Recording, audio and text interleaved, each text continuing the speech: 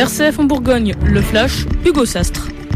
Bonjour à tous. Amnesty International a dévoilé cette nuit son rapport annuel. Ce rapport dénombre 36 pays ayant violé le droit international en renvoyant illégalement des réfugiés dans des pays où leurs droits étaient menacés. Un rapport qui intervient alors que les Libyens ont découvert le corps de 74 migrants sur leur côte. Les migrants ont perdu la vie noyés après le naufrage de leur embarcation.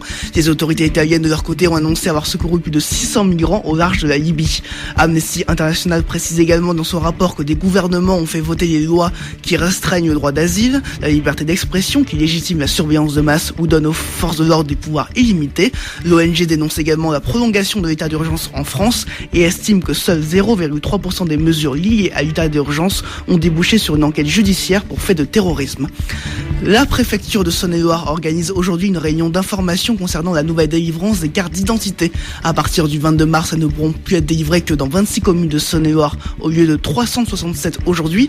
En effet, seuls les maires équipés d'un boîtier permettant de scanner les empreintes digitales des demandeurs peuvent maintenant effectuer cette démarche. L'UMCR 71, l'Union des maires des communes rurales de Saône-et-Loire, estime que cette réforme va faire perdre aux citoyens un service de proximité. L'UMCR 71 ne se rendra donc pas à la réunion publique prévue aujourd'hui puisqu'elle estime qu'il n'y aura aucune marge de manœuvre. Le nombre de boursiers a augmenté de 11% depuis 2012 selon Najat Vallaud-Belkacem, la ministre de l'Éducation supérieure, en interview pour 20 minutes. Au total, 37% des étudiants sont donc boursiers et 212 000 étudiants de classe moyenne qui ne bénéficient pas de bourse en bénéficient désormais. Selon la ministre, cela a permis à 30 000 étudiants supplémentaires d'entrer à l'université depuis 2013. Les forces syriennes visent le siège du groupe État islamique à Raqqa, capitale autoproclamée de Daesh. Hier, les rebelles soutenus par l'aviation américaine ont repris 15 villages de l'est de la Syrie. Objectif, encercler Raqqa. Les forces rebelles sont entrées dans la province de Deir ez-Zor à l'est de la ville, sous contrôle presque total du groupe État islamique. Pierre Barbier, ancien conseiller général de la Côte d'Or, ancien conseiller régional de Bourgogne et ancien adjoint au maire de Dijon chargé des finances, est décédé hier à l'âge de 88 ans. François Sauvadet rend hommage à un homme engagé, respectueux et de grande valeur. François Rebsamen salue quant à lui l'engagement d'un homme de conviction.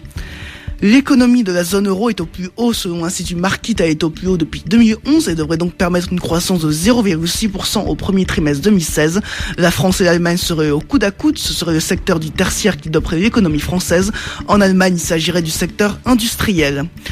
Un mot de foot pour vous annoncer la défaite de Monaco à Manchester City, 5-3 dans le cadre des huitièmes de finale aller de la Ligue des Champions. Ce soir, Saint-Etienne affronte Manchester United.